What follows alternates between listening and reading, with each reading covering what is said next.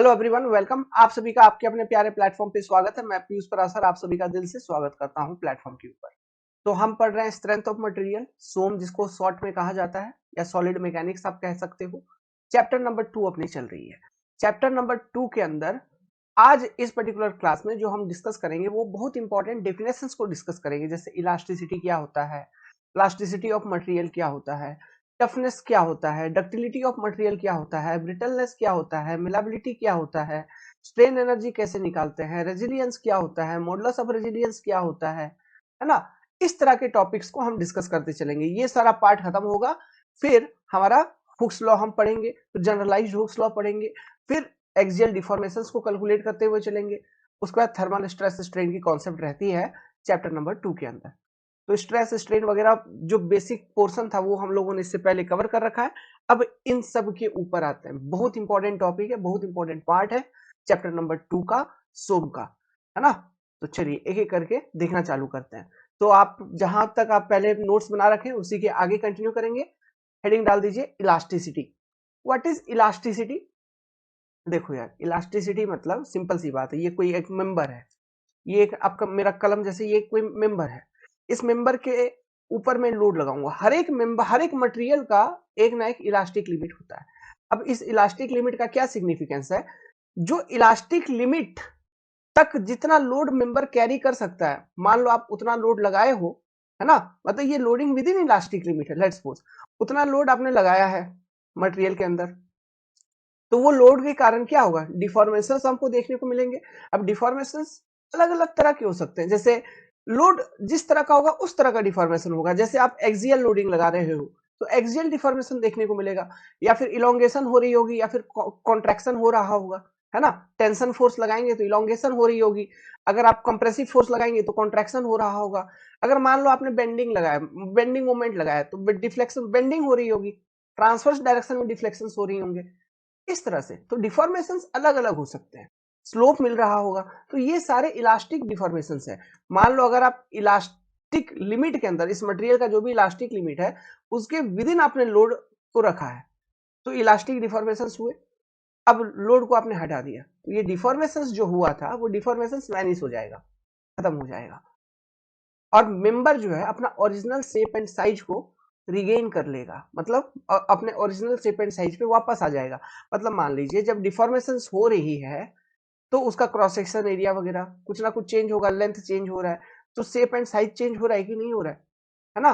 तो मान लीजिए अगर डिफॉर्मेशंस इलास्टिक है, मतलब जो लोड आपने लगाया वो विद इन इलास्टिक लिमिट है, तो जो डिफॉर्मेशन है वो भी इलास्टिक होंगे। तो आप जैसे ही लोड को रिमूव करते हो वो डिफॉर्मेशंस वगैरह भी रिमूव हो जाएगी, और मेंबर जो है अपना ओरिजिनल शेप एंड साइज को रिगेन करता है।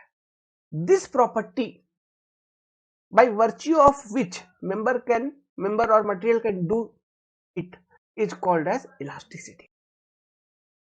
समझ में आ रहा है? इसी प्रॉपर्टी को हम इलास्टिसिटी ऑफ मटेरियल कहते हैं। तो इसका डेफिनेशन लिखेंगे, उम्मीद करता हूं आप समझ गए। चलिए लिखते हैं, डेफिनेशन को लिखिए। It is the property of material by virtue of which the specimen can regain its original dimension after removal of load. This property is called as elasticity।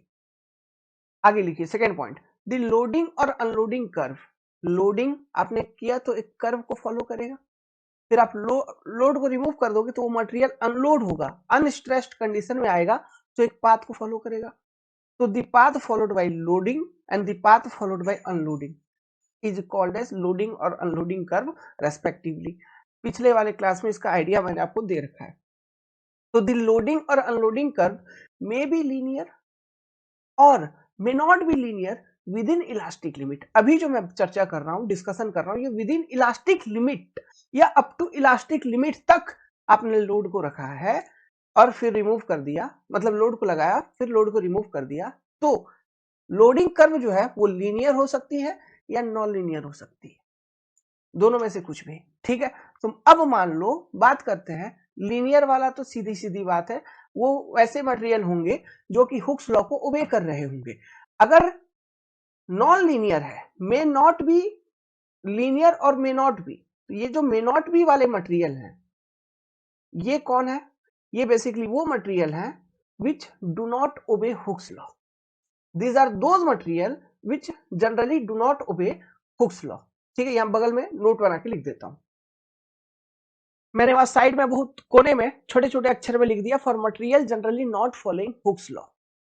ठीक है, for material generally not following Hooke's law. तो ये चीज ध्यान रखना, exam में objective purpose से पूछे जा सकते हैं। अब इसी चीज को हम लोग ग्राफिकली देखते हैं, ग्राफिकली क्या होता है। ठीक है, ये पेज लिख लिया आपने, नेक्स्ट पेज पे चलते हैं। डेफिनेशन लिख लिया आपने, अब कंटिन्यू करिए, ये सेंटेंस लिखिए, if loading is done within elastic limit और up to elastic limit of material, within elastic limit और up to elastic limit of material, and then unloaded, फिर आप अनलोड कर रहे हो, then loading and unloading curve जो होगा वो सेम होगा, मतलब जो लोडिंग कर्व है वही अनलोडिंग कर्व होगा। ठीक है, तो चलिए इस चीज को ग्राफिकली जरा समझने की कोशिश करते हैं।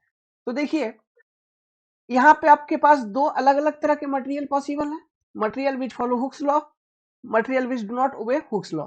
जो मटेरियल हुक्स लॉ को फॉलो कर रहा है उस केस में तो सिंपली आपको मालूम है जो स्ट्रेस स्ट्रेन कर्व होता है वो लीनियर ही होता है ना।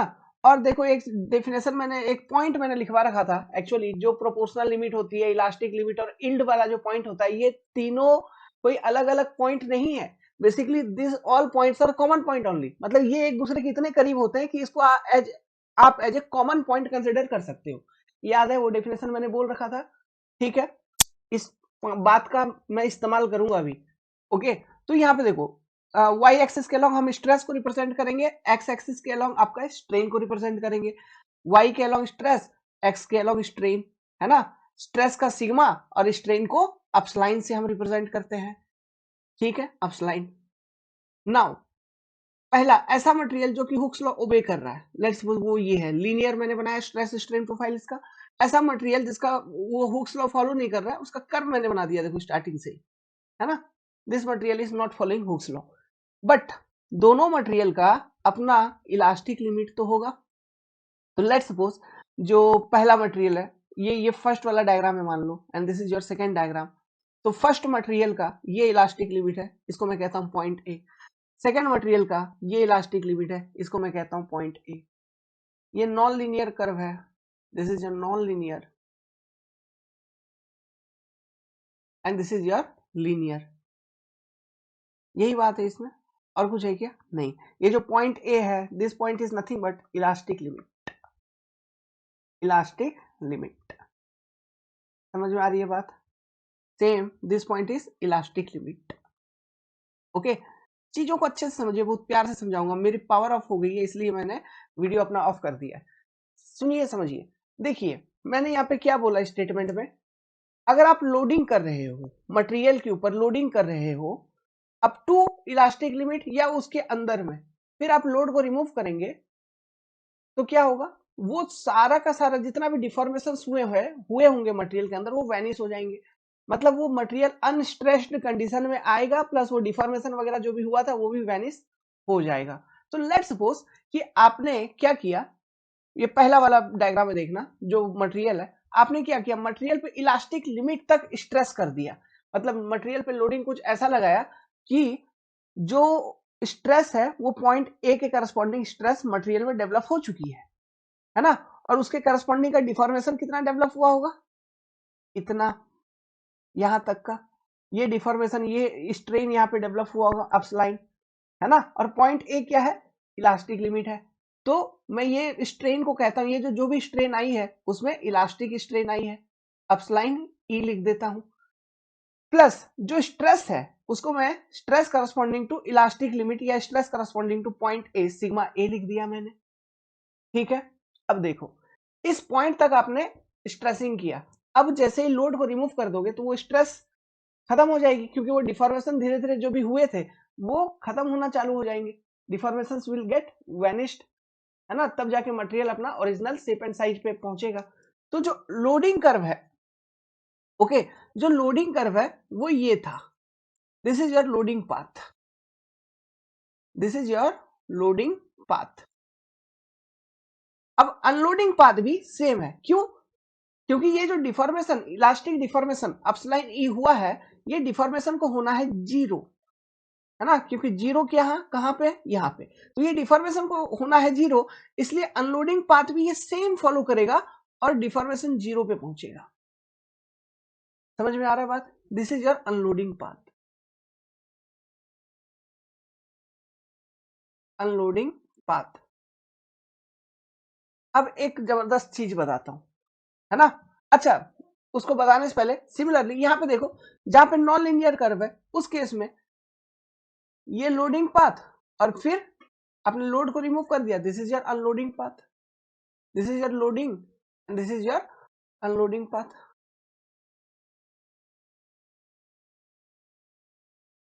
समझ में आ रहा है। और जो आपका इलास्टिक स्ट्रेन डेवलप हुई थी वो इस पॉइंट के corresponding, this is your elastic strain upline E. और जो स्ट्रेसेस डेवलप हुए थे वो ये पॉइंट ए के करस्पॉन्डिंग डेवलप हुए थे मटेरियल में, है ना। अब वो स्ट्रेस भी हो जाएगा जीरो, अनस्ट्रेस्ड कंडीशन पे रीच हो रहा है ना। आपने लोडिंग किया, देखो ये जीरो का वैल्यू यहां से चालू होता है, लोडिंग करते गए करते गए करते गए अप टू पॉइंट ए, तो स्ट्रेस उसमें डेवलप हो गया corresponding to sigma A, and जो स्ट्रेन डेवलप हुआ इलास्टिक स्ट्रेन अपलाइन ई। फिर आपने अनलोड कर दिया, तो अनलोडिंग का भी सेम पाथ फॉलो कर रहा है और वो जीरो ओरिजिन पे ही पहुंच रहा है, तो स्ट्रेस भी हो गया आपका जीरो, मतलब स्ट्रेस यहां से यहां डिक्रीज हो गई और स्ट्रेन फिर यहां से यहां डिक्रीज हो गई। This is your unloading and loading. समझ में आ रही है चीजें, है ना। तो ये लीनियर नॉन लीनियर दोनों हो सकता है, इसमें कोई ये बड़ी बात नहीं है। नॉन लीनियर जिसमें हो रहा है that material is not following Hooke's law, बस यही चीज है। लीनियर जिसमें है that particular material is your following Hooke's law, बस यही चीज है। क्लियर है। अब देखो, अभी अभी मैंने एक पॉइंट आपको बोला था कि जो ये पॉइंट ए है इलास्टिक लिमिट वाला पॉइंट, या इसके नीचे जो पॉइंट मैंने बताया था माइल्ड स्टील का स्ट्रेस स्ट्रेन कर्व पढ़ाया था, तो इमेजिन करो वहां पे पॉइंट ए बताया था प्रोपोर्शनल लिमिट, है ना, फिर इलास्टिक लिमिट बोला था, फिर इलास्टिक लिमिट पॉइंट के आसपास से यील्ड लिमिट वाली पॉइंट होती थी, सी पॉइंट बताया था, तो ए बी सी तीन ऐसे डिफरेंट पॉइंट।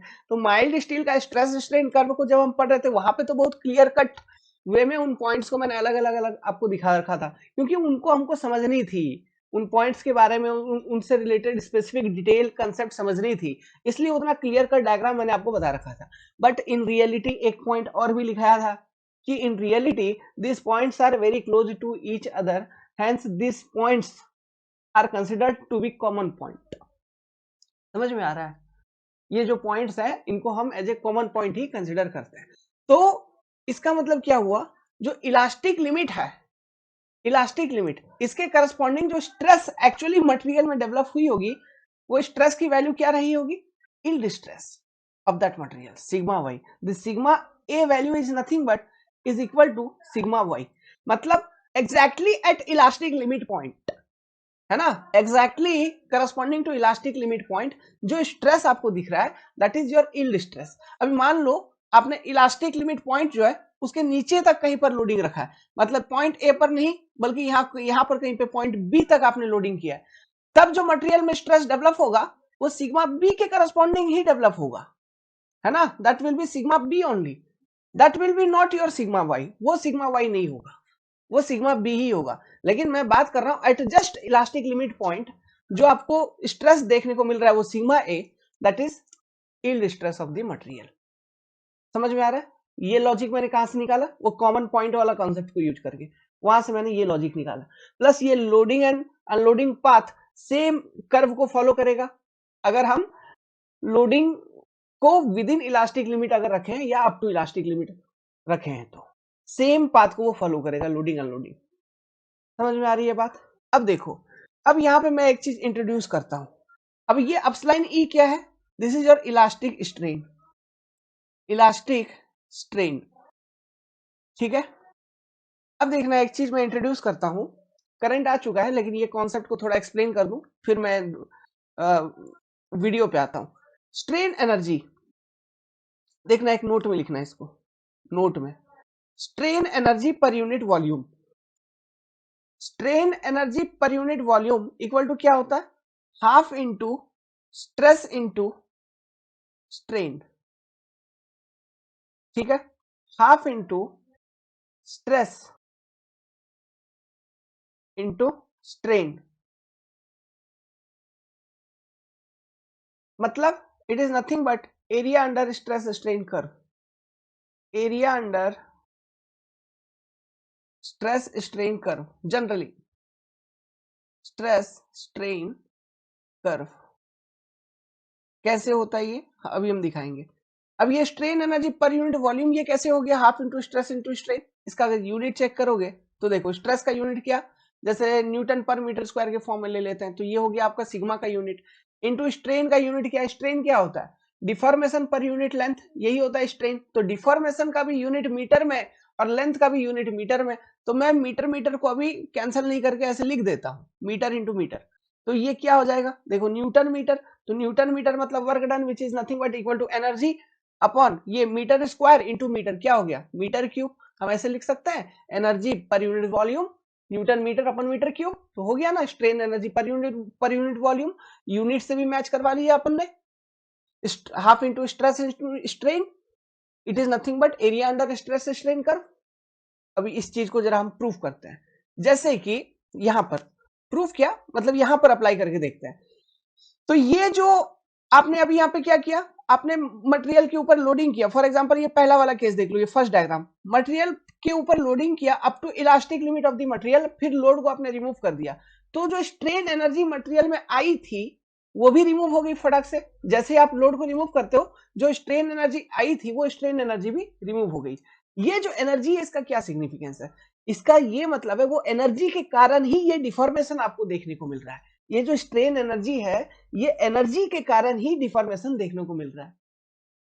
समझ में आ रहा है बात, ये जो इलास्टिक डिफॉर्मेशन हो रहे हैं वो एनर्जी के कारण ही हो रहा है, वो जो स्ट्रेन एनर्जी स्टोर हो रही है उसी के कारण वो डिफॉर्मेशन हो रही है। लेकिन जैसे आप लोड को रिमूव कर रहे हो वो स्ट्रेन एनर्जी भी वैनिश हो जा रही है। समझ में आ रही है बात, ठीक है।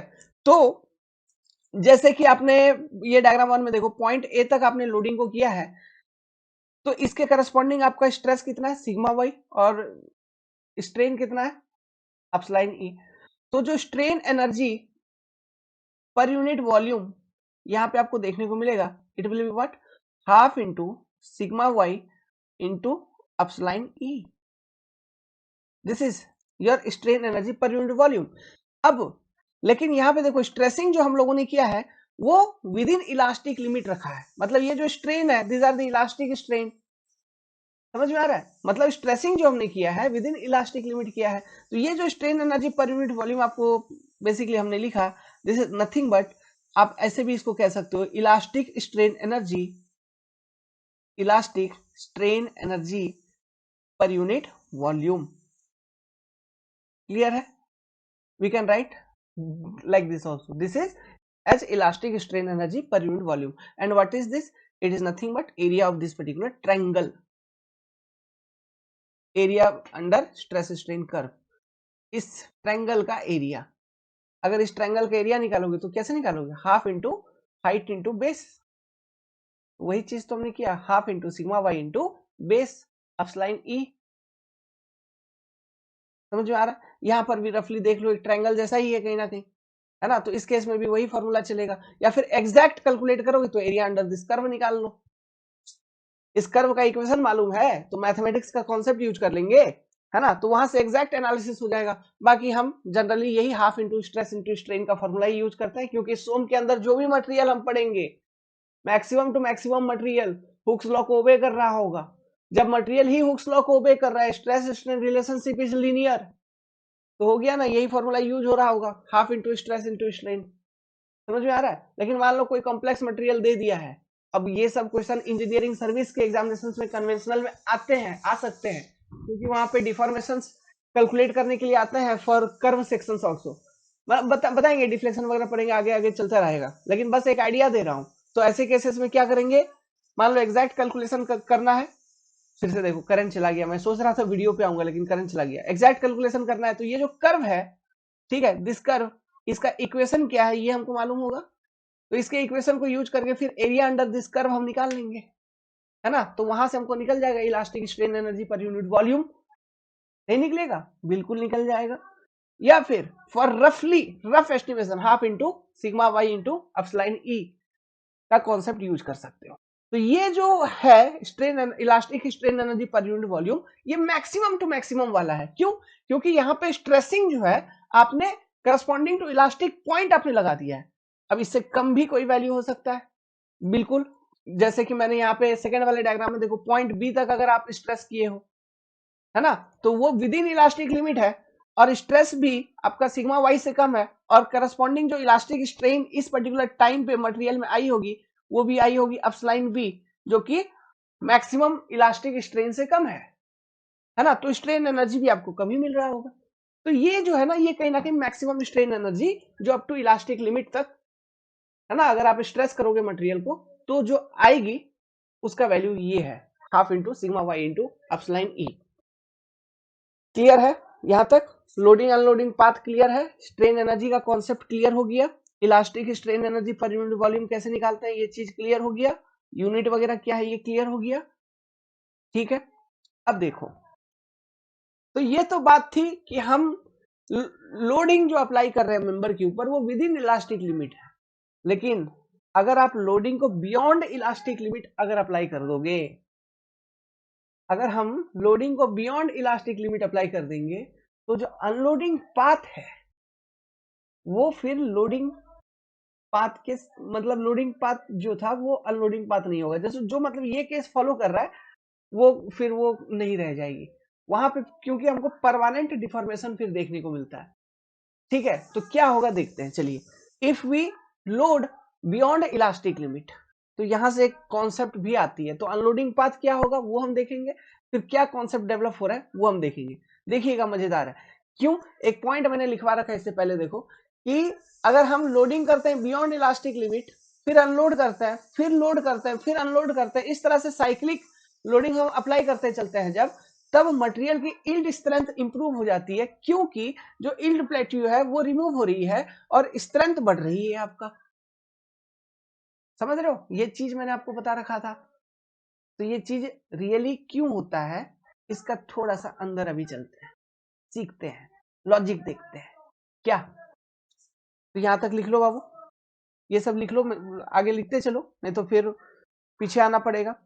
तो एक काम करो, यहां से यहां तक ये लिख लिया आपने, ये वाला लिख लीजिए, ठीक है, ये डायग्राम बना लीजिए, अच्छे से लिख लो आराम से। फिर ये नोट में ये डाल दो, strain energy per unit volume का ये नोट डाल दो। अब इस चीज को ध्यान रखना, इस चीज का बहुत यूज आने वाला है आगे चल के, बहुत डिकोड करेंगे उसको, है ना, इस फॉर्मूला का बहुत यूज करेंगे। यही छोटा सा फॉर्मूला, छोटा सा कंसेप्ट को यूज करके बड़ा बड़ा फॉर्मूला लिखाऊंगा, 1 डायमेंशनल, 2 डायमेंशनल, 3D, सब यही बेसिक छोटू सा फॉर्मूला को यूज करके लिखवाऊंगा। समझ में आ रहा है? तो कॉन्सेप्ट बेसिक चीजें ध्यान रखना। और ये है क्या, strain energy per unit volume है। तो स्ट्रेन एनर्जी अगर आपको निकालना है तो इससे वॉल्यूम को मल्टीप्लाई करना होगा, ये इससे वॉल्यूम को मल्टीप्लाई करना होगा मेंबर का, तब जाके स्ट्रेन एनर्जी स्टोर्ड निकलेगा, टोटल स्ट्रेन एनर्जी स्टोर्ड। अब strain energy per unit volume भी आपको एग्जाम में पूछ सकता है, या टोटल स्ट्रेन एनर्जी स्टोर्ड पूछ सकता है, कुछ भी पूछ सकता है, they can ask you anything, है ना। तो चीजें अपने को ध्यान रखनी है, तो ये इसको नोट बना के लिख लो। अब चलते हैं सेकेंड पॉइंट के ऊपर, कि अगर हम लोडिंग जो अप्लाई करेंगे वो बियॉन्ड इलास्टिक लिमिट आपने लोडिंग अप्लाई कर दिया, तो जो अनलोडिंग पाथ होगा क्या वो सेम होगा लोडिंग पाथ का? इस चीज को समझने के लिए तो देखिए, ऐसा होता नहीं है बेसिकली। मैं स्टेटमेंट लिखवाने से पहले आपको थोड़ा सा एक लॉजिक समझा देता हूं, है ना। ये डायग्राम अभी नहीं बनाना आपको, ये डायग्राम फिर मैं दोबारा बनवाऊंगा, अच्छा वाला डायग्राम वो बनानी है। देखिए, ये मान लीजिए ऐसा कोई मेंबर था, है ना, स्ट्रेस स्ट्रेन कर्व है इस तरह से किसी मेंबर का, ये उसका इलास्टिक लिमिट ए, तो आपने लोडिंग किया है बियॉन्ड इलास्टिक लिमिट, मतलब जब लोड कर रहे हो, दिस इज योर लोडिंग, तो यहाँ पॉइंट, इस पॉइंट तक, लेट्स सपोज पॉइंट बी तक आपने लोडिंग कर दिया, this is your point B जो कि इलास्टिक लिमिट के ऊपर है, आपने लोडिंग कर दिया, इसके करस्पॉन्डिंग स्ट्रेस आ गई मेंबर में सिग्मा बी, जो कि उसका यील्ड स्ट्रेस से भी बड़ा है ना, क्योंकि yield stress elastic limit point के आसपास ही रहता है ना, यील्ड वाला पॉइंट। तो आपने पॉइंट बी तक लोड कर दिया जो कि बियॉन्ड पॉइंट ए है। अब जब तुम लोड को रिलीज करोगे, अच्छा दूसरा चीज, ये पॉइंट बी के करस्पॉन्डिंग स्ट्रेन एक्सिस पे देखो, जो टोटल स्ट्रेन आई होगी वो कितना है, वो है अपस्लाइन बी, है ना, इतना इतना का डिफॉर्मेशन आ चुकी है। अब जब तुम लोड को रिलीज करोगे, जब तुम लोड को रिलीज करोगे, हटाओगे, तो लोड को हटाओगे तो ये बात तो तय है कि जो मटेरियल है, जो मटेरियल है वो क्या होगा, वो अनस्ट्रेस्ड कंडीशन में आएगा, मतलब स्ट्रेस की वैल्यू धीरे धीरे 0 पे पहुंचेगी। मतलब जो स्ट्रेस उसमें मेंबर में आ गया था सिग्मा बी, तो वो अनस्ट्रेस्ड कंडीशन पे आएगा। स्ट्रेस तो होगी 0, ये बात तय है, लेकिन स्ट्रेन 0 नहीं होगी, क्योंकि आपने मेंबर को बियॉन्ड इलास्टिक लिमिट स्ट्रेनिंग किया था। समझ में आ रहा है? तो कुछ ना कुछ परमानेंट स्ट्रेन उसमें आ जाती है। इसलिए अनलोडिंग कर्व जो होगा वो ओरिजिनल लोडिंग कर्व को फॉलो नहीं करेगा। This is your loading curve, LD अलग से लिखवाऊंगा, अभी बस सुनो समझो, ताकि वो स्टेटमेंट जो लिखवाऊं वो समझ जाओ। ये ओरिजिनल लोडिंग कर्व है, ओएलडी ओरिजिनल लोडिंग कर्व, लेकिन आपने लोड रिमूव किया तो अनस्ट्रेस्ड कंडीशन पे आना है, मतलब स्ट्रेस का वैल्यू 0 होना है। बट जो अनलोडिंग कर्व है वो लोडिंग कर्व को फॉलो नहीं करेगा। ओके, क्यों? स्ट्रेन की वैल्यू 0 नहीं होगी। क्यों? क्योंकि आपने बियॉन्ड इलास्टिक लिमिट लोड लगाया था, तो कुछ ना कुछ प्लास्टिक डिफॉर्मेशन हुआ होगा, कुछ ना कुछ परमानेंट स्ट्रेन हुआ होगा, वो चीज को हम रिगेन नहीं कर सकते, है ना? तो वो स्ट्रेन की वैल्यू रिगेन तो होगी ही नहीं। तो क्या होगा? तो अनलोडिंग कर्व कैसा होगा? देखो अनलोडिंग कर्व अब समझा रहा हूं। अनलोडिंग कर्व, ये जो स्ट्रेस स्ट्रेन कर्व है, इसका इनिशियल पोर्शन, जो स्टार्टिंग वाला पोर्शन है, इसका कुछ ना कुछ स्लोप होगा, जिसको हम बोलेंगे Young's modulus of elasticity of this particular material. इसका कुछ ना कुछ स्लोप होगा, slope of initial stress strain profile. तो इसका जो स्लोप है, इसी स्लोप पर एक स्ट्रेट लाइन आप बैकवर्ड करिए, पीछे ड्रॉ करिए, इसी पर्टिकुलर स्लोप पे। ये जो लाइन है, ये आके मतलब ये लाइन और ये इसका इनिशियल वाला लाइन, ये दोनों पैरेलल है। समझ में आ रहा है? जो स्ट्रेट पोर्शन होगा, ये जो स्ट्रेस स्ट्रेन कर्व है, जैसे मान लो O A B stress strain curve जो ओरिजिनल वाला है, इसका जो स्ट्रेट पोर्शन है, इसका O A B stress strain curve का, O A B stress strain curve का जो स्ट्रेट पोर्शन है, उसका slope is nothing but Young's modulus of elasticity of that material, है ना? ये, या फिर आप जनरली उसको समझो कि उस इनिशियल पोर्शन का जो स्ट्रेट पोर्शन है, उसका जो स्लोप है, at that particular slope only, जिस पॉइंट तक आपने लोड किया था, वहां से जब लोड को रिलीज करोगे तो एक लीनियर लाइन वापस आएगी which is parallel to this slope, और वो आके स्ट्रेन एक्सिस को कहीं पे कट कर रही होगी, जैसे यहाँ पे स्ट्रेन एक्सिस को आके ये कट कर रही है ना? तो इसका मतलब क्या हुआ?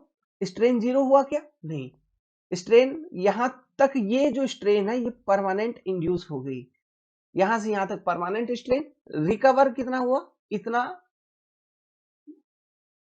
इतना स्ट्रेन वो रिकवर किया इलास्टिकली, बट यहां से यहां तक इतना परमानेंट आ चुकी है। तो ये प्लास्टिक स्ट्रेन एनर्जी हो गया, ये इलास्टिक स्ट्रेन एनर्जी। फिर यहाँ पे नाम चेंज हो जाता है थोड़ा, हाइपर इलास्टिक इसको बोल देते हैं, वही लिखवाऊंगा। मतलब जो अनलोडिंग पाथ है, that is not following your loading path. समझ में आई बात? एक बात ये, दूसरा दूसरा पॉइंट यहीं पे आप समझो, ठीक है?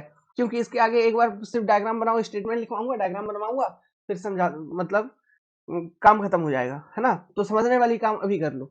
अब देखो, ये फर्स्ट साइकिल था, ये मान लो फर्स्ट साइकिल था, इस तरह से आपने फर्स्ट साइकिल किया। तो फर्स्ट साइकिल करने के बाद हमारे पास जो सीन है वो क्या है? देखो, रुको एक मिनट, हमारे पास जो सीन है वो सीन है ऐसा।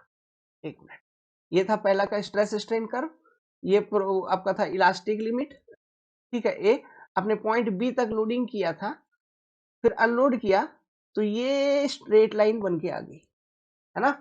तो this is your first loading cycle पे, this is your loading curve and this is your unloading curve. तो अनलोडिंग कर्व जो है ये लीनियर था बाबू, ध्यान से, है, सुनना है, अनलोडिंग कर्व लीनियर था। अब सेकेंड साइकिल ऑफ लोडिंग करिए, तो अभी तक मटेरियल का क्या सीन है? मटेरियल में ये सीन है कि इतना परमानेंट डिफॉर्मेशन, प्लास्टिक डिफॉर्मेशन हो चुका है, ठीक है? इतना प्लास्टिक डिफॉर्मेशन हो चुका है। अब जब तुम इस मटेरियल पे फिर लोड लगाओगे, तो जो लोडिंग कर्व है वो क्या होगा? वो ये जो अनलोडिंग कर्व आया था इसी को फॉलो करेगा, मतलब loading curve will become linear. तो यहां से यहां तक, जहां से जहां तक लीनियर है, तो यही तो स्ट्रेसिंग कर्व है। तो स्ट्रेस स्ट्रेन जो प्रोफाइल बन रही है वो फिर अब लीनियर बन रही है, मतलब ये जो पॉइंट है, कहीं ना कहीं ये जो पॉइंट बी है, ये आपका प्रोपोर्शनल लिमिट बन जाएगा इस मटेरियल का, क्योंकि प्रोपोर्शनल लिमिट तक क्या होता है, जो स्ट्रेस स्ट्रेन कर्व होता है वो लीनियर होती है। तो सेकेंड लोडिंग साइकिल में पॉइंट बी आपका प्रोपोर्शनल लिमिट हो गया है। जब प्रोपोर्शनल लिमिट आगे गया, इलास्टिक लिमिट ऊपर जाएगा, क्योंकि प्रोपोर्शनल लिमिट के आसपास इलास्टिक लिमिट ऑफ मटेरियल।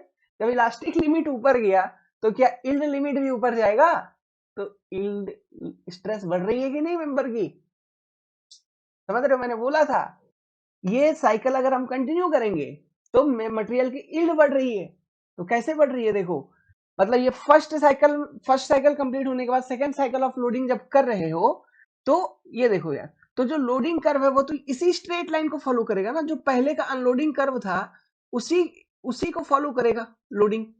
यही स्ट्रेसिंग होगी। जब ये स्ट्रेसिंग हो रही है तो ये तो एकदम स्ट्रेट लाइन है ना पॉइंट बी तक। तो ये अब सोचो कि ये आपका इस मटेरियल का नया स्ट्रेस स्ट्रेन कर्व, समझ में आ रहा है? मटेरियल का जो नया स्ट्रेस स्ट्रेन कर्व है वो ये है, मतलब ये वाला, ये ये बी पॉइंट इधर। अब ये भूल जाओ, ये जो पहले था इसको भूल जाओ। अब ये वाला नया स्ट्रेस स्ट्रेन बन गया, क्योंकि लोडिंग आप यहां से कर रहे हो। This is your loading curve. तो अब लोडिंग किए, मान लो कि फिर ये पॉइंट बी तक कर दिया था, फिर पॉइंट बी के आगे सी पॉइंट तक आपने कर दिया मान लो, है ना? तो सी पॉइंट तक लोडिंग किया, फिर अनलोडिंग करोगे तो क्या होगा, इसका जो स्लोप था इसी स्लोप को फॉलो करता हुआ बैक एक कर्व आएगी। तो कर्व आ गई और कुछ ना कुछ स्ट्रेस इंड्यूस हो गया है फिर से, सॉरी कुछ ना कुछ परमानेंट स्ट्रेन फिर से इंड्यूस हो गया, और कुछ मतलब और कुछ प्लास्टिक डिफॉर्मेशन हुई, है ना, और कुछ परमानेंट स्ट्रेस इंड्यूस हो गया। तो ये अनलोडिंग कर्व को फॉलो कर लिया, ये अनलोडिंग कर्व आ गया। अब जब फिर तीसरा सेट ऑफ लोडिंग करेंगे, स्ट्रेसिंग करेंगे, तो जो लोडिंग कर्व होगा वो ये होगा। जब ये तीसरा लोडिंग कर्व ये होगा तो आप स्ट्रेस स्ट्रेन कर्व आपका चेंज हो गया, मतलब ये सब खत्म कर दो। Now this is your stress strain curve. मतलब समझिए क्या हो रहा है, ये यहां से लेके यहां तक ये देखो, ये स्ट्रेट लाइन है, मतलब ये सी पॉइंट तक।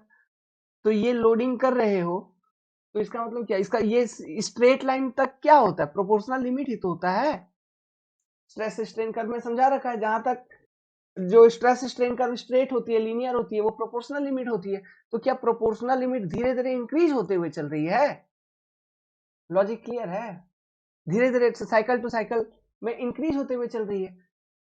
ठीक है, इसका भी डायग्राम अलग से बना दूंगा। बाकी अभी कॉन्सेप्ट समझ लिया ना कि प्रोपोर्शनल लिमिट कैसे इंक्रीज हो रही है। तो प्रोपोर्शनल इंक्रीज हो रही है तो इलास्टिक यील्ड दोनों इंक्रीज हो गई, समझे क्या? तो माइल्ड स्टील के ऊपर, है ना, हम कंटिन्यूअसली इस तरह से loading unloading beyond elastic limit करते चलते हैं तो माइल्ड स्टील का स्ट्रेंथ बढ़ जाती है, लेकिन एट द सेम टाइम उसकी ब्रिटलनेस भी बढ़ जाती है और डक्टिलिटी कम हो जाती है। ठीक है, प्रोपोर्शनल लिमिट बढ़ जाती है, इलास्टिसिटी बढ़ जाती है, यील्ड बढ़ जाती है, सब बढ़ जाती है, लेकिन उसकी डक्टिलिटी कम हो जाती है और ब्रिटलनेस बढ़ती है, और वो हाई यील्ड स्ट्रेंथ डिफॉर्म्ड बार के रूप में आपको मिलता है। तो माइल्ड स्टील से ही कहीं ना कहीं ये HYSDB बन रहा है। समझ में आ रहा है बात? लॉजिक क्लियर हुआ? सुने हो बाबू अच्छे से बैठ के तो ये कॉन्सेप्ट सीख गए होगे। और ये सब चीज, ये कॉन्सेप्ट मेरे को नहीं लगता कि कोई तुमको सिखाया होगा पूरा ऑनलाइन एजुकेशन प्लेटफॉर्म के ऊपर, क्योंकि यहाँ पे रिपीटेटिव रटा रटाया चीज चलता है। ओके, तो ये रिपीटेटिव रटा रटाया चीज नहीं है। This is concept learned after very much मेहनत फ्रॉम बुक्स एंड गुरुदेव्स। ठीक है, चलो यार आगे बढ़ा जाए। तो ये लिखिए अब, ठीक है, ये सेंटेंस लिखिए पहले, आगे लिखिए, कॉपी में कंटिन्यू करिए। In case when loading is done beyond elastic limit the unloading curve will be different. चीज आपको क्लियर है, समझा रखा है। ठीक है, लिखवाने से पहले डायग्राम अभी बनवाऊंगा, उसको बोला था नहीं बनाने के लिए, अगर फिर भी बना लिए हो तो भाई मेरी गलती नहीं है इसमें। आगे, in such case the unloading curve will be parallel to slope of initial stress strain curve. ठीक है, चलिए इस चीज को समझते हैं। इस डायग्राम को जो पहले बनवाया था वही डायग्राम पहले अभी बना लेते हैं। पहले तो एक डायग्राम पहले ये बनाओ, अच्छे से समझो। This is your stress axis, this is your strain axis. ठीक है, नाउ जो स्ट्रेस स्ट्रेन कर्व है आपका original stress strain curve of material, मान लो इस तरह से कुछ इलास्टिक लिमिट तक है, फिर इस तरह से कुछ कर्व है। This is your point A, let's suppose जो हम पॉइंट ए कंसिडर करते आ रहे थे, विच इज योर इलास्टिक लिमिट। ठीक है, कहीं और लिखता हूं पतला हैंडराइटिंग में, एक minute. This point is your point ए, यहां नीचे लिख देता हूं, point A is elastic limit point, let's suppose this is your elastic limit point. Now हमने क्या किया, लोडिंग बियॉन्ड इलास्टिक लिमिट किया, यहां तक किया, पॉइंट बी पे किया। ठीक है, which is your beyond elastic limit. तो जो लोडिंग कर्व है, initial loading curve, this is your loading curve, this is your loading curve. तो याद करो जो मैंने बताया था कि विद इन इलास्टिक लिमिट या अप टू इलास्टिक लिमिट अगर हम लोडिंग करते हैं तो unloading curve follow this original curve, but अब unloading curve will be different. And unloading curve क्या होगा, वो होगा लीनियर। एक तो वो होगा लीनियर, एंड लीनियर तो किसी एक पर्टिकुलर स्लोप पे होगा। तो स्लोप क्या होगा, slope of initial stress strain curve, मतलब ये जो स्लोप आपको इनिशियली दिख रही है, ES Young's modulus of elasticity generally इसको हम बोलते हैं, है ना, या फिर इसी को हम कभी कभी सेकेंड मॉडुलस भी बोलते हैं। Slope of initial stress strain curve को कभी कभी सेकेंड मॉडुलस भी बोला जाता है, कभी कभी यंग्स मॉडुलस ऑफ इलास्टिसिटी भी बोला जाता है। तो किस केस में सेकेंड मॉडुलस होती है, किस केस में यंग्स मॉडुलस ऑफ इलास्टिसिटी होती है, ये चीज मैं आपको थोड़ा देर के बाद एक नोट में लिखवा दूंगा। बाकी इन सब चीजों को हमने आरसीसी वाले टॉपिक में, फिर बिल्डिंग मटेरियल वाले टॉपिक में, types of modulus of elasticity हर जगह बता रखा है। ठीक है, बट यहाँ पे एक नोट आपको समझा देंगे। तो देखिए, इनिशियल स्ट्रेस स्ट्रेन कर्व का जो स्लोप होगा, वही स्लोप पर एक लीनियर अनलोडिंग कर्व आपको देखने को मिलेगा। तो लेट्स सपोज वो कर्व आपको ये बन रहा है। ओके, तो इस तरह से अनलोड हुआ, तो ये एक स्ट्रेट लाइन है, लीनियर लाइन है। ठीक है, this is your unloading curve. Okay, लिख देता हूं यहां पे, this is your unloading curve, unloading curve. ठीक है, ये लीनियर है, this line is your linear, linear, है ना, ये ध्यान रखना। अब देखो, जहां तक आपने स्ट्रेसिंग किया था वहां से एक वर्टिकल लाइन आप स्ट्रेन एक्सिस पे ड्रॉप करिए। तो जब आपने स्ट्रेसिंग किया था सबसे पहला, तो जो उसमें स्ट्रेन आई, वो टोटल स्ट्रेन कितना आई थी मटेरियल में, इतना यहां तक ये डिफॉर्म करिए। This is your strain ups line corresponding to point B.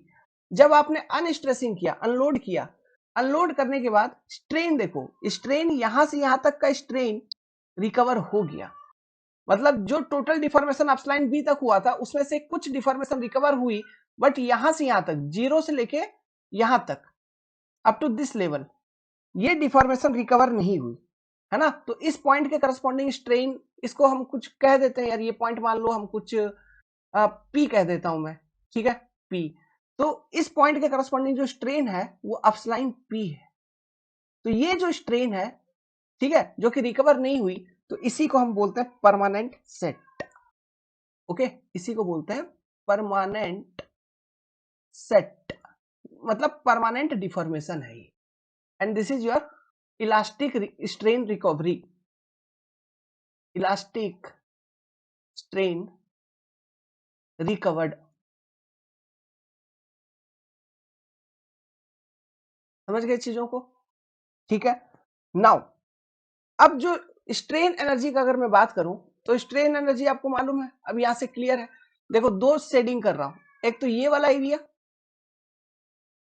Pink वाला, और एक शेडिंग कर रहा हूं अलग से, देखना ये ब्लू कलर को यूज करके, ये वाला एरिया। ठीक है, तो ये जो ब्लू कलर वाला एरिया है, ये स्ट्रेन एनर्जी रिकवर हो गई, है ना। तो इस स्ट्रेन एनर्जी को यहां पे कहा जाता है hyper elastic strain energy, hyper elastic strain energy per unit volume,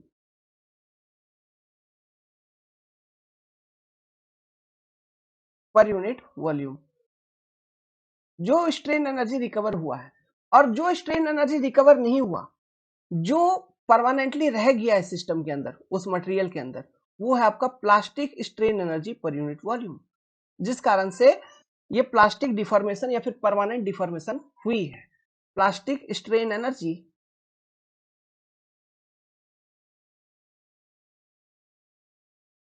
पर यूनिट वॉल्यूम। क्लियर है आपका? यहां तक चीजें क्लियर है ना? ठीक है, तो यहां तक समझ गए। तो ये तो सिंगल साइकिल ऑफ लोडिंग था, मतलब एक बार आपने लोडिंग किया अनलोडिंग किया तो ये देखने को मिला आपको। मान लो अब इतना परमानेंट डिफॉर्मेशन हो गया, इतना प्लास्टिक एनर्जी आ गया जिस कारण से ये परमानेंट डिफॉर्मेशन हुआ है बेसिकली, और कुछ इलास्टिक एनर्जी रिस्टोर हो गया, वापस आ गया। अब तुम फिर लोडिंग लगाओगे, अब फिर लोडिंग लगाओगे तो जो लोडिंग कर्व होगा वो कौन सा होगा? वो ये पाथ फॉलो करेगा, लोडिंग कर्व। ठीक है, मतलब रीलोडिंग।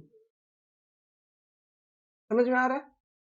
फिर रीलोडिंग हम कर रहे हैं तो कोई दूसरे पॉइंट पे करेंगे, जैसे पॉइंट बी तक पहले किया तो पॉइंट सी तक किया, तो ये रीलोडिंग पाथ ये वाला फॉलो होगा, रीलोडिंग कर्व। फिर वहां से अनलोड करोगे, फिर से रीलोड करोगे, अनलोड करोगे, है ना? तो इससे क्या हो रहा है देखो, प्रोपोर्शनल लिमिट बढ़ जा रही है इस मटेरियल की। प्रोपोर्शनल लिमिट क्या होता है? That part of stress strain curve up to which the stress strain behaviour is linear. तो स्ट्रेस स्ट्रेन बिहेवियर मतलब जब स्ट्रेसिंग कर रहे हो, जब लोडिंग लगा रहे हो, तो स्ट्रेस स्ट्रेन के बीच में जो रिलेशनशिप है वो लीनियर है। तो ये जो P टू B, ये पॉइंट P जब पहला वाला था, ये पॉइंट P और ये B, तो क्या अभी जब हम रीलोडिंग कर रहे हैं तो जो अपना स्ट्रेस स्ट्रेन कर्व है इस मटेरियल का, वो तो यही है ना, यही वाला फेज है, यही वाला पार्ट है। समझ में आ रहा बात? तो ये तो लीनियर है ना, तो point B is new proportional limit, है ना? और लेकिन आपने स्ट्रेसिंग कहां तक किया? बेसिकली स्ट्रेसिंग किया पॉइंट सी तक, लेट सपोज। तो जो न्यू प्रोपोर्शनल लिमिट एस्टैब्लिश हुआ वो पॉइंट बी हो गया। अब तो ये लोडिंग कर्व रीलोडिंग वाला, फिर अनलोड करोगे तो अगेन दिस इज अनलोडिंग। अब फिर से रीलोड करेंगे तो ये कर्व फॉलो होगा, तो point C is new proportional limit again. तो प्रोपोर्शनल लिमिट तुम्हारी बढ़ रही है तो उसके आसपास इलास्टिक लिमिट होता है, उसी के आसपास इल्ड लिमिट होता है, तो सब चीज बढ़ गया ना। समझ रहे हो? तो जैसे जैसे साइकिल चलता रहेगा लोडिंग अनलोडिंग का, आपका क्या होगा? प्रोपोर्शनल लिमिट बढ़ रहा है तो इलास्टिक लिमिट बढ़ रही है ना? तो इल्ड लिमिट उसकी बढ़ जा रही है मटेरियल की। तो यही जो कॉन्सेप्ट है स्ट्रेन हार्डनिंग में, यही हम देखे थे ना। स्ट्रेन हार्डनिंग में क्या होता है? कम डिफॉर्मेशंस पे ज्यादा स्ट्रेसेस वो कैरी कर पाता है।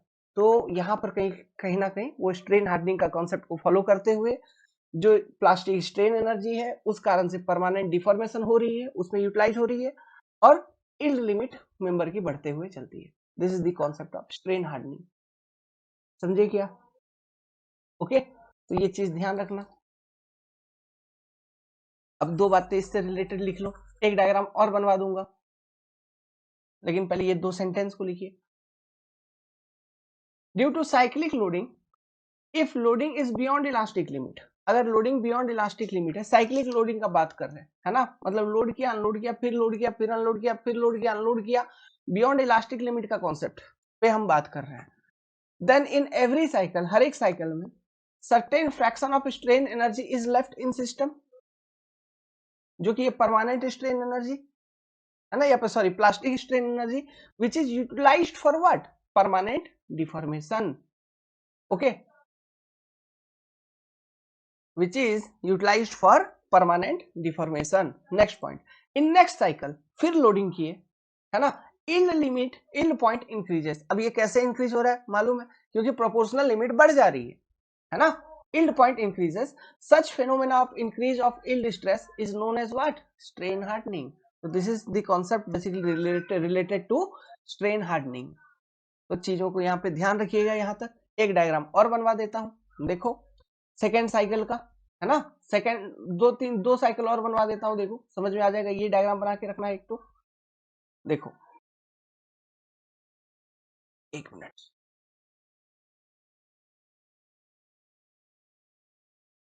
देखो this is your stress axis, this is your strain axis, ये आपका ओरिजिनल स्ट्रेस स्ट्रेन कर्व था ऐसा। नाउ जब आपने सबसे पहला लोडिंग किया, ठीक है, यहाँ पे कहीं पे इलास्टिक लिमिट थी, मान लो this is your point A elastic limit. जब आपने पहला लोडिंग किया, पॉइंट बी तक किया, फिर अनलोडिंग किया, तो जो अनलोडिंग कर्व है वो ये है इस तरह का, this is your unloading curve, है ना। तो ये आपका some permanent strain energy, sorry permanent set ये आ गई, या फिर प्लास्टिक स्ट्रेन आप इसको कह सकते हो, ये आ गया मेंबर में। वेल वो थोड़ा सा मेरा बेटी रोने लगी थी, ठीक है, उसका मम्मी को भेज दिया, मम्मी के पास भेज दिया उसको। वेल देखो यार, इसलिए थोड़ा डिस्ट्रैक्शन हो गया था, है ना। तो वेल ये पॉइंट है इलास्टिक लिमिट वाला पॉइंट। तो सबसे पहला लोडिंग साइकिल आपने पॉइंट बी पे किया, दिस इज योर लोडिंग, है ना, इसको मैं लिखता हूँ एल एज ए लोडिंग। फिर जब अनलोड किया तो ये अनलोडिंग साइकिल आ गया आपका। अब जब रीलोडिंग करोगे तो रीलोड का साइकिल होगा ये रीलोड, मतलब रीलोडिंग पाथ ये फॉलो करेगा। रीलोड आप कहां तक कर रहे हो, रीलोड कर रहे हो let's suppose up to point C, है ना, यहां तक आपने रीलोडिंग किया। बियॉन्ड इलास्टिक लिमिट चल रहा है तो बी तक तो आपने पहले से लोडिंग कर दिया था, फिर बी के बाद हम कर रहे हैं, है ना, तो पॉइंट सी तक रीलोडिंग किया। तो देखो, अब जो स्ट्रेस स्ट्रेन है इस पर्टिकुलर कंडीशन में, जब अब तुम लोडिंग कर रहे हो रीलोडिंग के टाइम पे, तो यहां से शुरू हो रहा है ये आपका स्ट्रेन मटेरियल में, तो ये परमानेंट डिफॉर्मेशन हो ही गया है। तो अब मटेरियल का ओरिजिनल पोजीशन क्या है, this one, this particular strain, तो या मतलब ये लगभग आप जीरो ही कंसिडर करिए, सोचिए कि वो जीरो है। तो ये जीरो से लेके ये पॉइंट बी, तो ये पॉइंट बी क्या हो गया, ये स्ट्रेट लाइन है ना, क्योंकि ये लाइन लीनियर होता है मैंने बोला। तो ये आपका प्रोपोर्शनल लिमिट है इस कंडीशन के लिए। तो प्रोपोर्शनल लिमिट बढ़ गया ना, तो जब प्रोपोर्शनल लिमिट बढ़ रहा है तो उसी के आसपास तो इल्ड और इलास्टिक लिमिट और इल्ड लिमिट वगैरह होती है, तो ये सब चीजें भी बढ़ गई, है ना। अब अनलोडिंग क्या होगा, अनलोडिंग कर्व अगेन, जब लोडिंग आपने यहां तक किया, कहां कहां से कहां तक, ये आपका रीलोडिंग कर्व हो गया, ठीक है, दिस इज योर रीलोडिंग, है ना, यहां से यहां तक रीलोड किया, फिर अनलोडिंग अगेन ऐसा, this is your unloading curve, ये अनलोड हो गया, फिर रीलोड करोगे यहां से यहां तक रीलोड किया, मान लो डी पॉइंट तक चलता रहेगा। तो मतलब पहले बी प्रोपोर्शनल लिमिट बना, फिर सी प्रोपोर्शनल लिमिट बनेगा, फिर डी प्रोपोर्शनल लिमिट बनेगा। तो देखो प्रोपोर्शनल लिमिट इंक्रीज होते हुए चल रहा है, ये अगेन रीलोड, हाँ, तो प्रोपोर्शनल लिमिट इंक्रीज होते चल रहा है, तो elastic limit and yield limit वो भी इंक्रीज होते हुए चल रही है, समझ रहे हो। So this is your loading unloading, loading unloading, beyond elastic limit का गेम खेला। और हर एक साइकिल में कुछ ना कुछ परमानेंट स्ट्रेन एनर्जी, जैसा पहला वाला साइकिल में या परमानेंट या प्लास्टिक कह लो, पहला वाला साइकिल में ये, दूसरा वाला साइकिल में यहाँ से यहाँ तक, तीसरा वाला साइकिल में भी कुछ ना कुछ प्लास्टिक स्ट्रेन एनर्जी आएगा, जिस कारण से परमानेंट डिफॉर्मेशन कुछ ना कुछ इंक्रीज होगी, क्योंकि ये फिर परमानेंट डिफॉर्मेशन हो गया ना, ये भी प्लास्टिक स्ट्रेन है ना, तो यहाँ से अब यहाँ तक परमानेंट डिफॉर्मेशन हो गया, है ना, और total plastic strain energy in material, इन दोनों का कॉम्बिनेशन, ऐसा, इन दोनों का कॉम्बिनेशन मतलब ये वाला पूरा टोटल एरिया ऐसा। और इलास्टिक कितना रिकवरी हुई होगी, ये वर्टिकली ऐसे डाउन करो तो जो रिकवरी हुई है यहां से यहां तक, ये पॉइंट सी से यहां तक, this is your elastic strain. बाकी ये प्लास्टिक है यहां से यहां तक, समझ में आ रहा है बात, चीजें क्लियर हुई, ये सब चीजें हैं बाबू। तो वो तो समझाने टाइप हो गया, एक बार नीट एंड क्लीन डायग्राम बना देता हूँ। ये मान लो ये यहाँ पे इलास्टिक लिमिट वाला पॉइंट है, पॉइंट ए, तो आपने सबसे पहले लोडिंग किया up to point B, let me change the colour, आपने सबसे पहले लोडिंग किया अप टू पॉइंट बी, तो अनलोडिंग कर्व जो है वो ये फॉलो कर रहा है, एकदम linear straight line, neat and clean way में लिख लेंगे, this is your unloading curve, ठीक है। This line is parallel to initial stress strain curve, ये दोनों लाइन पैरेलल है, यहां से यहां तक हो गया plastic strain, this is your plastic strain, sorry permanent set, हाँ प्लास्टिक स्ट्रेन या परमानेंट सेट या प्लास्टिक डिफॉर्मेशन कह लो, ठीक है, तीनों एक ही चीज है। नाउ तो यहाँ पे लोडिंग कौन सा, this is your loading curve, loading to point B, है ना, और ये आपका अनलोडिंग कर्व फॉलो हो रहा है, this is your unloading curve. अब आपने क्या किया, पॉइंट सी पे लोडिंग किया, तो जो रीलोडिंग कर्व होगा वो ये होगा, रीलोडिंग। तो रीलोडिंग करने के कारण जो न्यू प्रोपोर्शनल लिमिट एस्टेब्लिश हो रही है that is your point B, आपने रीलोडिंग किया up to point C let's suppose, फिर अनलोड जब करोगे तो ये स्ट्रेट लाइन, ठीक है। अब ये लाइन एंड पहला वाला जो लोडिंग कर्व था या सॉरी रीलोडिंग कर्व था, है ना, वो दोनों पैरेलल होंगे, है कि नहीं, पैरेलल होगा। तो this is your unloading curve, okay. Now जब फिर रीलोड करोगे तो ये रीलोड चलेगा, तो new proportional limit is again C, okay. और लोडिंग की आपने अप टू पॉइंट दी, फिर अनलोड करिए, फिर रिलोड करिए, अनलोड रिलोड अनलोड रिलोड। तो हर एक साइकिल में proportional limit increases in each cycle, ये डायग्राम बना, in each cycle the proportional limit increases.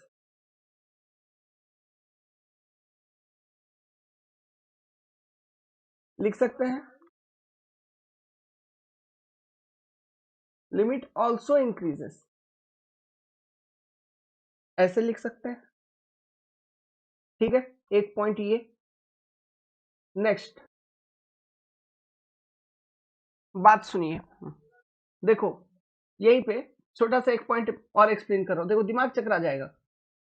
मान लो कोई एक ऐसा मटेरियल था, कोई एक ऐसा मटेरियल था जो कि हुक्स लॉ को ओबे नहीं करता था, मतलब उसका stress strain curve non linear था, इनिशियली थोड़ा सा पोर्शन स्ट्रेट होगा और बाकी नॉन लीनियर ऐसे थी, लेकिन ये इसका यहाँ पे कहीं पे इलास्टिक मटेरियल था ए, है ना।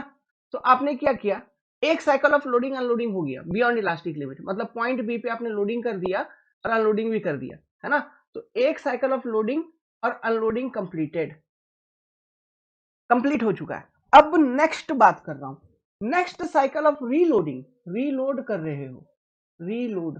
तो जब रीलोड करोगे तो रीलोडिंग में मैं पॉइंट सी कंसिडर नहीं कर रहा हूं, मतलब यहां पर कहीं पे पॉइंट सी तक आप रीलोड नहीं कर रहे हो, up to where you are reloading, आप रीलोड कर रहे हो up to point B only. मेरे से पूछो ना, मैं बता रहा हूं एक चीज, आप रीलोड कर रहे हो up to point B only, what you are doing, you are reloading up to point B only. समझ में आ रहा है। तो रीलोडिंग के टाइम पे जो कर्व फॉलो कर रहा है वो यही अनलोडिंग वाला कर्व को फॉलो कर रहा है ना, जो फर्स्ट साइकिल का अनलोडिंग कर्व था वही कर्व को वो फॉलो कर रहे हैं रीलोड होते वक्त, और आप पॉइंट बी तक ही रीलोड किए लेट सपोज। तो देखो क्या ये लीनियर नहीं है, तो क्या लीनियर स्ट्रेस स्ट्रेन रिलेशनशिप नहीं शो कर दिया सेकंड साइकिल में, है ना। तो क्या मैं ऐसे कह सकता हूं, when material is stressed beyond elastic limit then unloaded and again reloaded, then it behave as a linear elastic material, है। क्यों लीनियर इलास्टिक मटेरियल, मतलब अप टू लोडिंग पॉइंट आपका जो स्ट्रेस स्ट्रेन कर्व है वो लीनियर हो गया, यही बात है ना, रीलोडिंग कर्व को देखो तो लीनियर हो गया। तो मैं ऐसे कह सकता हूं कि material will behave as a linear elastic material in reloading cycle. क्या बात है, तो मैं यहाँ पे क्या लिख सकता हूं फिर, if the material, if the material, देखना ये सब चीज कोई नहीं पढ़ाता बाबू, मैं पढ़ा रहा हूँ समझा समझा के, तो समझ समझ के पढ़ी। If the material is reloaded, reloaded after, after being unloaded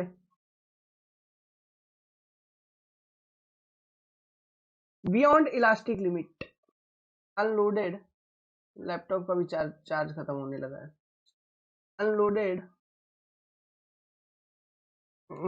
beyond elastic limit,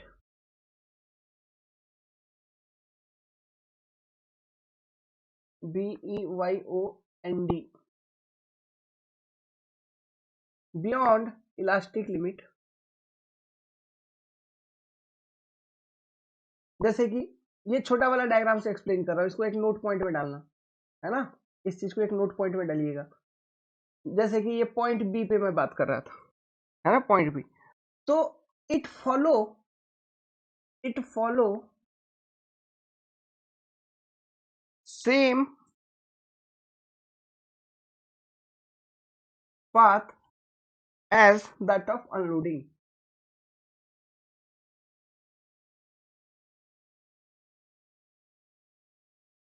That is now material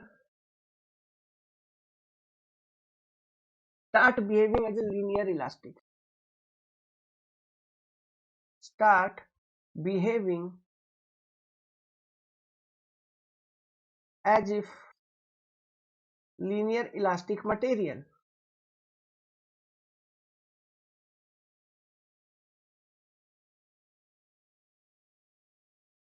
क्या ये पॉइंट क्लियर हो गया आपको? कह सकते हैं, लिख सकते हैं, पढ़ सकते हैं। तो इन सब चीजों को लिख लीजिए। लगभग 1 घंटा इसी को समझाने में लग गया, इलास्टिसिटी। वेरी यार कोई बात नहीं, लेकिन चीजें समझनी बहुत जरूरी है ना। नहीं समझोगे, इन सब चीजों में डाउट रहता है। ओके, अब इन्हीं सब चीजों से रिलेटेड कोई इधर उधर का नोट्स वोट्स देख लेते हो, बोलते हो वाह वाह वाह वाह, महान आदमी, व्यक्ति, गजब गजब। तो यार कुछ नहीं है ये सब चीज। ठीक है, अपन भी हीरो, तुम भी हीरो। आ जाओ, चलो पढ़ते हैं ध्यान से। तो यहां तक लिख लिया, खत्म बात। लेकिन ये सारा जो प्रक्रिया हो रहा है, ये सारे जो प्रोसेस हो रहे हैं, इस चक्कर में हो क्या रहा है? प्रोपोर्शनल लिमिट, ईल्ड लिमिट वगैरह बढ़ तो रहा है, लेकिन ब्रिटलनेस भी बढ़ रही है मटेरियल की, डक्टिलिटी कम हो रही है, ब्रिटलनेस बढ़ रही है। वो क्यों हो रहा है? वो इसलिए होता है बेसिकली कि डिफॉर्मेशन के लिए, देखो, इल्ड प्लेट्यू चाहिए ना। इल्ड प्लेट्यू अगर रहेगा तब फिर डक्टिलिटी आपको देखने को मिलेगा। तो यहां पर हम इल्ड प्लेट्यू को खत्म करते हुए चल रहे हैं। तो इल्ड प्लेट्यू खत्म होते हुए चल रही है, समझ रहे हो बात को? Yield plateau is goes on reducing या वैनिशिंग। तो जोन ऑफ इल्डिंग, जो मटेरियल का जोन ऑफ इल्डिंग होता है, ये खत्म होता है।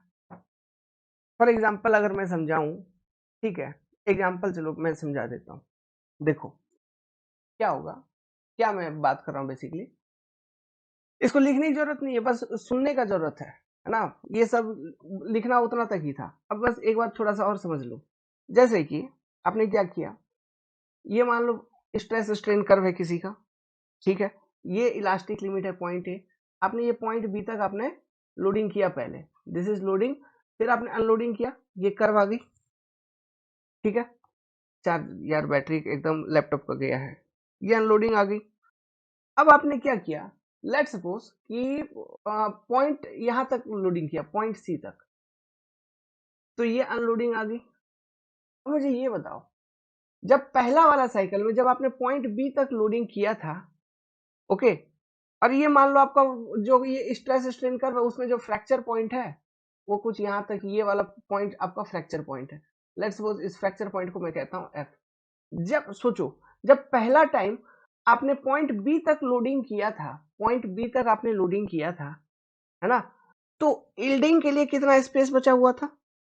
इल्डिंग के लिए और कितना मतलब इल्ड हो सकता था, इतना इल्डिंग और हो सकता था कि नहीं? लेकिन अगर सेकेंड साइकिल का बात करें तो इल्डिंग के लिए कितना जोन बच रहा है मटेरियल में? इतना ही डिफॉर्मेशन बच रहा है जिसमें वो इल्डिंग कर सकता है। तो क्या ये वाला बड़ा है ना ये वाला बड़ा है? ऑब्वियसली पहला वाला बड़ा है, समझ रहे हो? तो हम जैसे जैसे इल्ड स्ट्रेस बढ़ाते चल रहे हैं, कंटिन्यूअसली लोडिंग करते चल रहे हैं, जोन ऑफ इल्डिंग डिक्रीज होते हुए चल रहा है। देखो ना, ये ये इसी को हम बोल रहे हैं जोन ऑफ इल्डिंग। जैसे यहाँ पे अगर मैं बात करूं, B F is greater than C F, तो जोन ऑफ इल्डिंग जो है ना, this is less, but B F के केस में जोन ऑफ इल्डिंग ज्यादा है।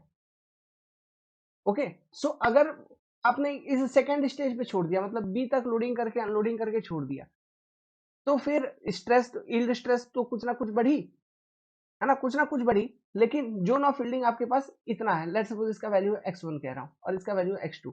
लेकिन मान लो फिर से रीलोड करिए और सी तक आपने रीलोड किया, फिर अनलोड किए, तो जो जोन ऑफ फील्डिंग तुम्हारे पास बच रहा है वो बच रहा है x2।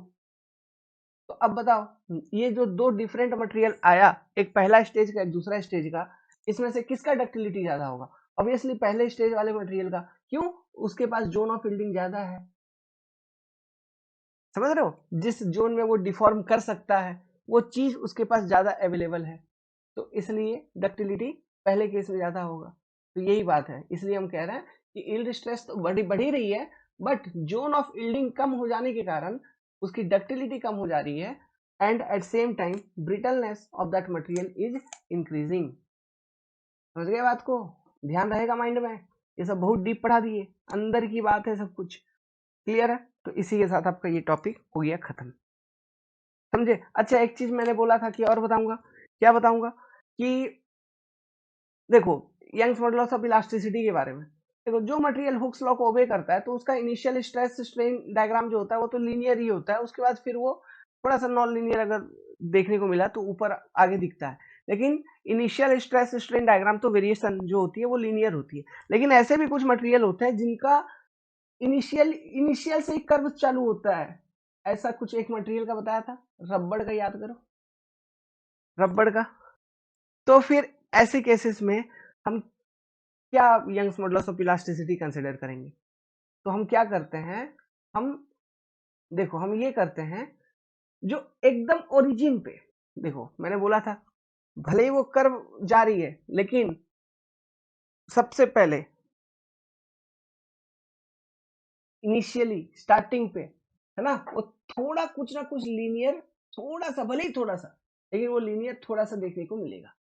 तो उसी का स्लोप को पकड़ते हुए एक लाइन को हम ऐसे प्रोपागेट करेंगे, तो ये लाइन कहीं ना कहीं आके कट करेगा कर्व को। तो ये जो लाइन का स्लोप है इसी को हम ले लेंगे as a Young's modulus of elasticity of that material, और इस पर्टिकुलर स्लोप को इस केस में कहा जाता है second modulus. Second modulus. So जो मटेरियल जिसका non linear stress strain curve होता है उस केस में यंग्स मॉडुलस ऑफ इलास्टिसिटी होता नहीं है और हुक्स लॉ वैलिड होता नहीं है। तो ऐसे केसेस में जो ई होता है यंग्स मॉडुलस ऑफ इलास्टिसिटी, उसको अलग तरीके से निकाला जाता है। जैसे सेकंड मॉडुलस हो गया, टेंजेंट मॉडुलस हो गया, है ना। टेंजेंट मॉडुलस जैसे कि ये तो हमने ये सेकंड वाला बात बताया। टेंजेंट मतलब ये स्ट्रेस स्ट्रेन कर्व पर कहीं पर भी किसी भी पॉइंट पे आप एक टेंजेंट ड्रॉ कर दीजिए, अब इस टेंजेंट का स्लोप देखो तो वही होगा टेंजेंट मॉडुलस। समझ में आ रहा है बात? ये सब चीजें, तो ये मॉडुलस के बारे में सारा जो डिटेल्स है ये आगे आपने पढ़े, आगे आपको पढ़ना है। ठीक है, डिफरेंट दूसरे दूसरे सब्जेक्ट में मैंने बता रखा है अच्छे से, आरसीसी में बता रखा होगा, बीएमसी में बता रखा होगा, इसलिए घबराने की जरूरत नहीं है आपको। समझ गए बात को? ठीक है, तो ये सब चीजें हम लोग उधर पढ़ेंगे, इधर जरूरत नहीं है वो पढ़ने का, है ना। बस आपको जान के मतलब जानना चाहिए कि सेकंड मॉडुलस भी होता है, कुछ कुछ टेंजेंट मॉडुलस भी होता है। ओके, ये बस समझ में आना चाहिए। तो ये आपको मैंने समझा दिया। अभी क्या है, लिखवा भी देता, एक्चुअली मेरा बैटरी पावर कम है। चलो मैं लिखवा ही दूंगा इसको, एक नोट बना के लिखवा देता हूँ। एक नोट बना के लिखिए, नोट। ओके, कि for material which have non linear stress strain curve Young's modulus is not defined. Young's modulus of elasticity is not defined, ऐसा लिखो। तो लिखो for material which have non linear stress strain curve Young's modulus of elasticity is not defined. इसके लिए Young's modulus of elasticity defined नहीं है। For those material, we use other similar quantity known as secant modulus or tangent modulus। ठीक है, तो ये चीजें आपको आगे दिख जाएंगी डिफरेंट सब्जेक्ट में, है ना। बहुत बार पढ़ा रखा है, बता रखा है, घबराने की जरूरत नहीं है।